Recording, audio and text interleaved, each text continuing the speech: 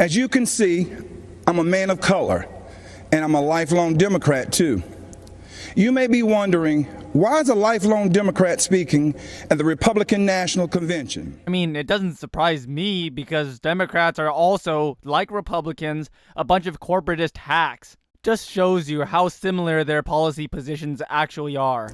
And that's a fair question. And here's your answer. The Democratic Party does not want black people to leave their mental plantation. True. We've been forced to be there for decades and generations. But I have news for Joe Biden. We are free. I guess nominally so, but in reality, the black people who aren't locked up in prison, they're all wage slaves.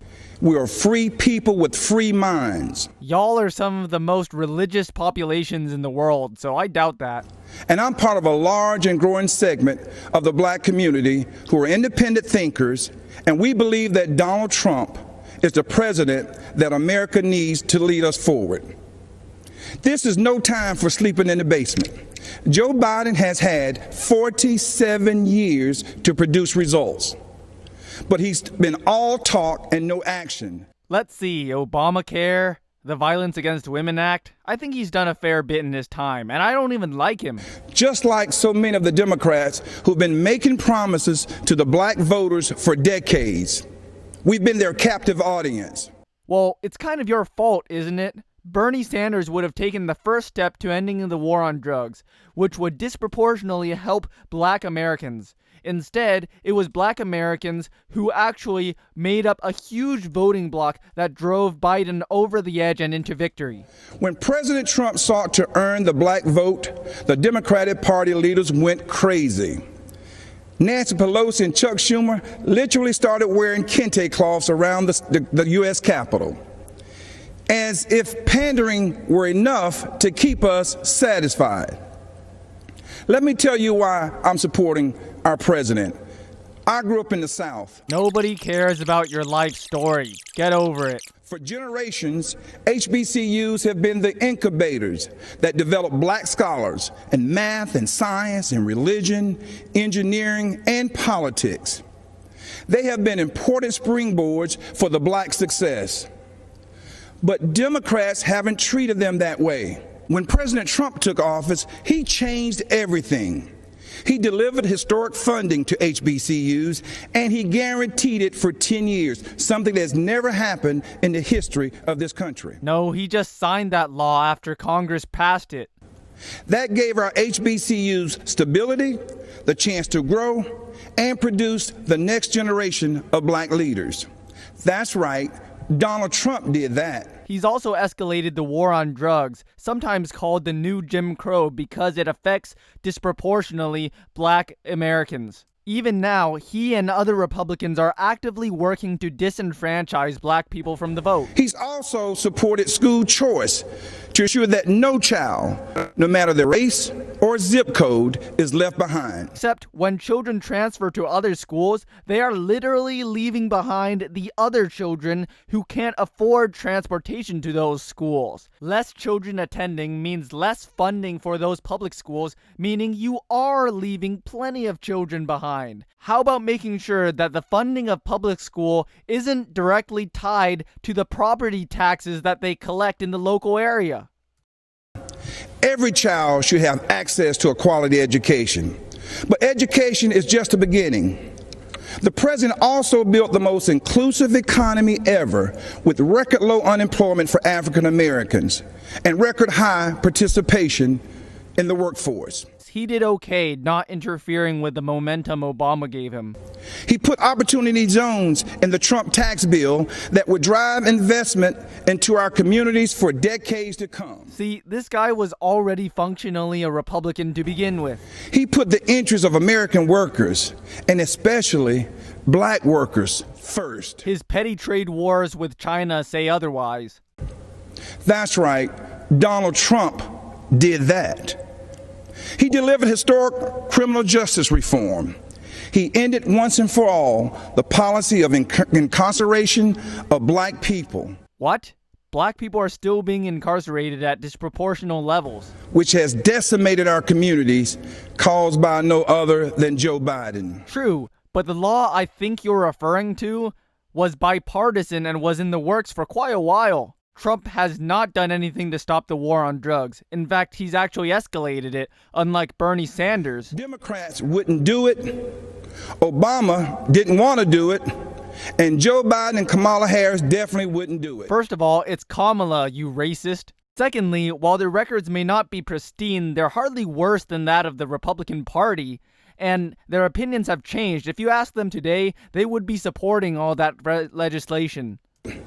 But Donald Trump did it. He's also working every day to make our communities safer. Not sure he's working every day, period.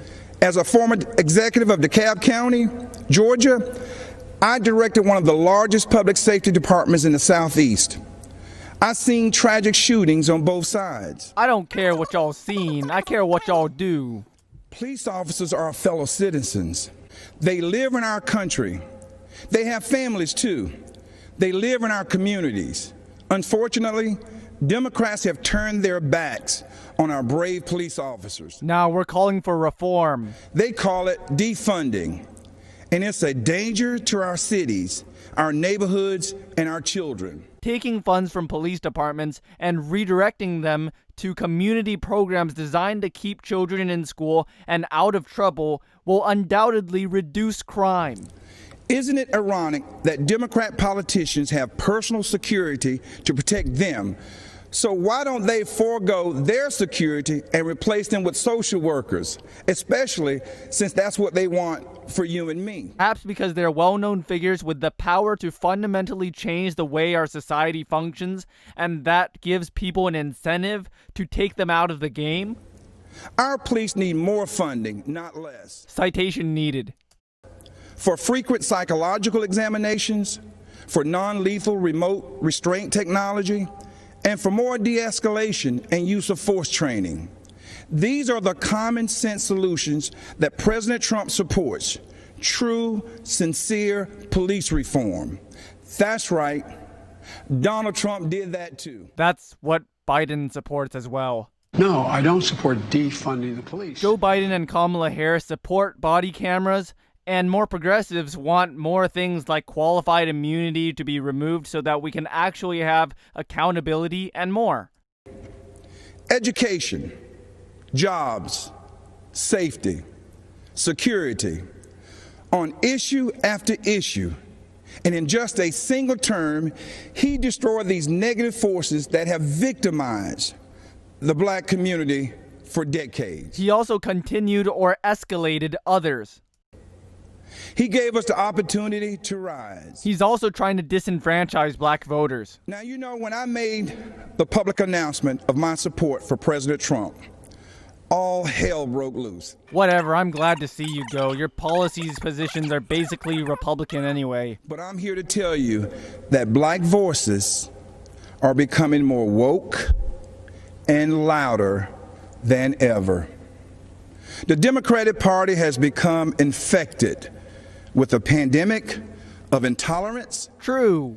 bigotry, True. socialism, I wish. anti-law enforcement bias, and a dangerous tolerance for people who attack others, destroy their property, and terrorize our own communities. I don't actually see many people directly supporting all that crap. That's what this election is all about.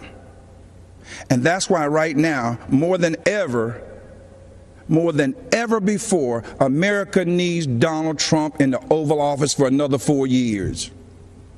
God bless you, and vote Donald J. Trump. Thank you. Nigga Rubin is what you are. In 2018, a gunman... I still don't care about your personal anecdotes. Next. He's a good man and a great listener. Trump doesn't even listen to his daily briefings.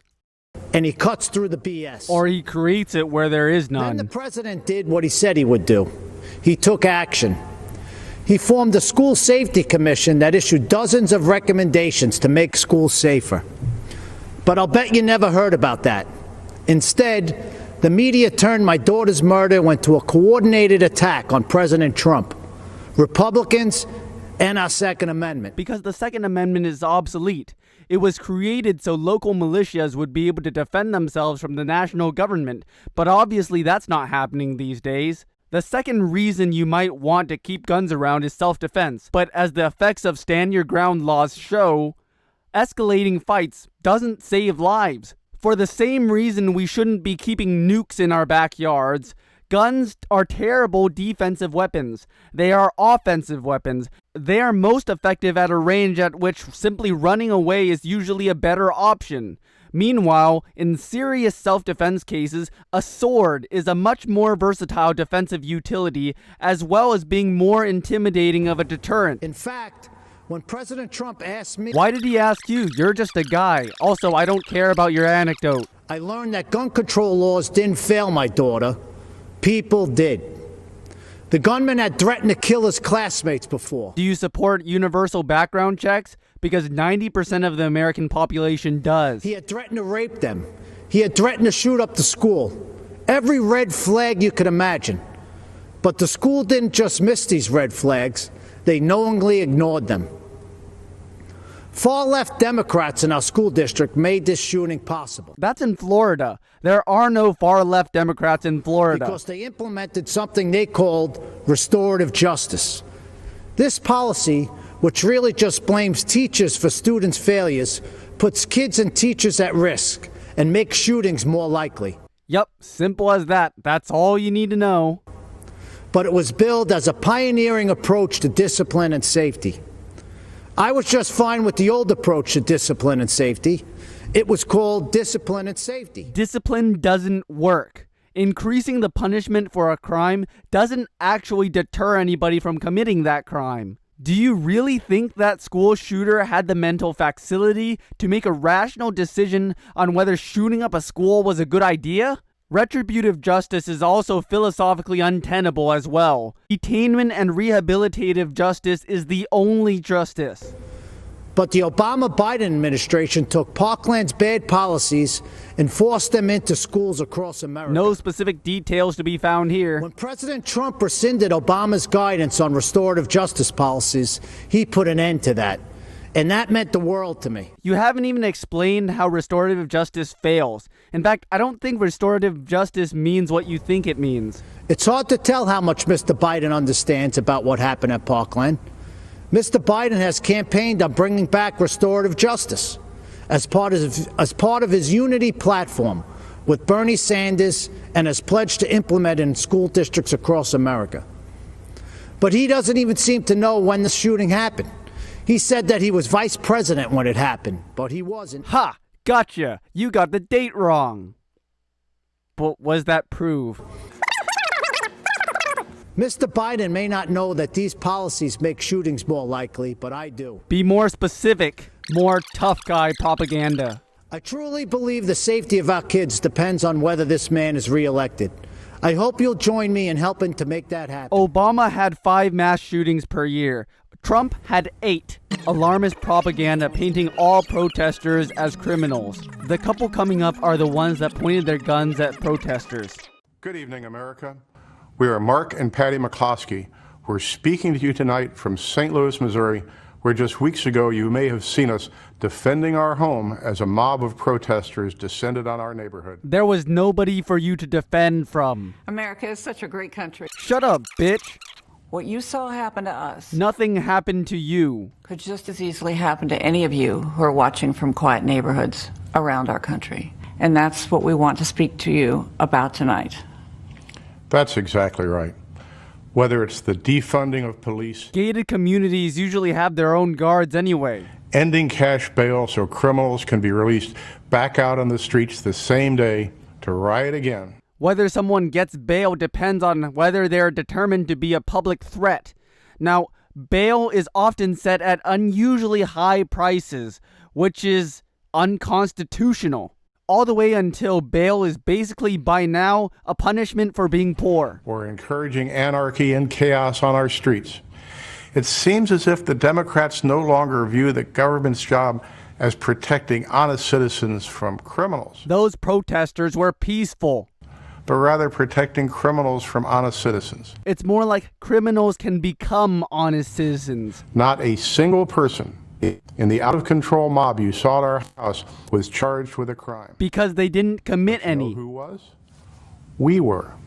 They've actually charged us with felonies for daring to defend our home. You pointed guns with a threatening manner at citizens, basically aiming to escalate. On top of that, consider this. The Marxist liberal activist, Marxist liberal is an oxymoron, leading the mob to our neighborhood, stood outside our home with a bullhorn screaming, "You can't stop the revolution." Not all revolutions were violent, like the Industrial Revolution, like the Green Revolution. Just weeks later, that same Marxist activist won the Democrat nomination to hold a seat in the U.S. House of Representatives. In the city of St. Louis, that's the same as winning the general election. That Marxist revolutionary is now going to be the congresswoman from the 1st District of Missouri. Are you sure she's a Marxist? These radicals are not content with marching in the streets. They want to walk the halls of Congress. Ideally, the goal of activism is to do something like that, right? They want to take over. They want power. Yes, they're going to exert their power by reducing police and military budgets. This is Joe Biden's party. These are the people who will be in charge of your future and the future of your children. They're not satisfied with spreading the chaos and violence into our communities. They were peaceful protests. They want to abolish the suburbs altogether by ending single-family home zoning. Oh no, we can't have the black and brown people coming into our nice communities, can we? No, we want them to work for us and serve in our restaurants and cafes, but we don't want to let them live here. This forced rezoning would bring crime, lawlessness, and low-quality apartments into now thriving suburban neighborhoods. Yeah, you're literally just a neo-Nazi. President Trump smartly ended this government overreach, but Joe Biden wants to bring it back. Perhaps the wage slaves that work in your shops and cafes and restaurants in your beautiful suburban neighborhood, perhaps they shouldn't have to drive 2 hours just to get to their job. Perhaps they should save on transportation costs by living where they work. These are the policies that are coming to a neighborhood near you. So make no mistake, no matter where you live, your family will not be safe in the radical Democrats' America. Yeah, those black and brown people should be segregated into their own neighborhoods where they can practice crime on each other. You're literally just a neo-fascist. At this moment in history, if you stand up for yourself and for the values our country was founded on, the mob, spurred on by their allies in the media, will try to destroy you. You threaten peaceful protesters at gunpoint, bitch. You've seen us on your TV screens and Twitter feeds. You know that we're not the kind of people who back down. And if you meet protesters who also don't back down, that means a shooting. Do you want that to happen? Thankfully, neither is Donald Trump. President Trump will defend the God-given right God doesn't exist.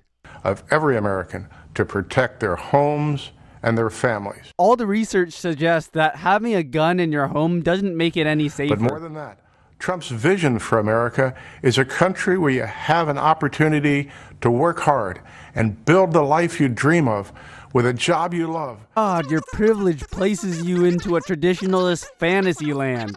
Trump brought us the greatest economy our country had ever seen. Riding on Barack Obama's momentum. The Democrats have brought us nothing but destruction. When we don't have basic safety and security in our communities, False premise. Skip.